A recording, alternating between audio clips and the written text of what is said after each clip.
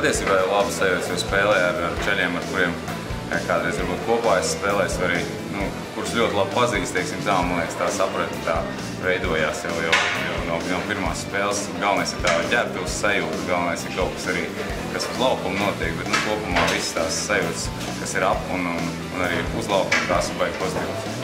Atceries kaut kādas bijušās, teiksim, kombinācijas iestrādātas, atceries, es vai Gramadevu, kā viņš man atspēja, tas bija pirms 10 gadiem. Nav tik traki īstenībā, jau nekas tur baigi daudz hokejā nav izdomāts jauns. Šis tas ir, bet viss jaunais ir labi aizmirsts vecais, ja tā kā būtībā viss viens ar otru tīri labi saprotās. Gars, man liekas, ka Gars ir tāds ļoti pozitīvs, jo, kā es minēju, visi čeļi spēlējuši un pazīst viens otru. Būtībā nezinu, neviens spēlē, kurus nepazīst, labāk vai sliktāk, bet ir sveicinos, kā saka, ar visiem.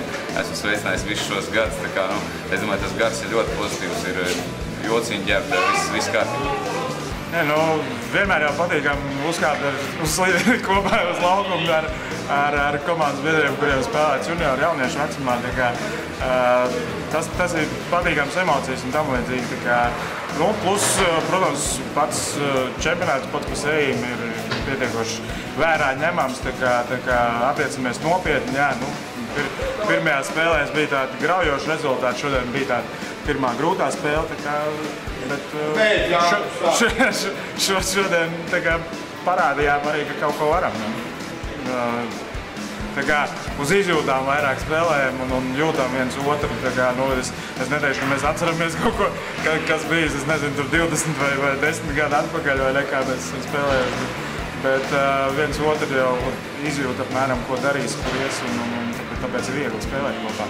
Patiesībā, man liekas, Kurbats jau atšķirās no daudzām komandām ar to, ka tas kolektīvs arī ir tas galvenais komandas spēks.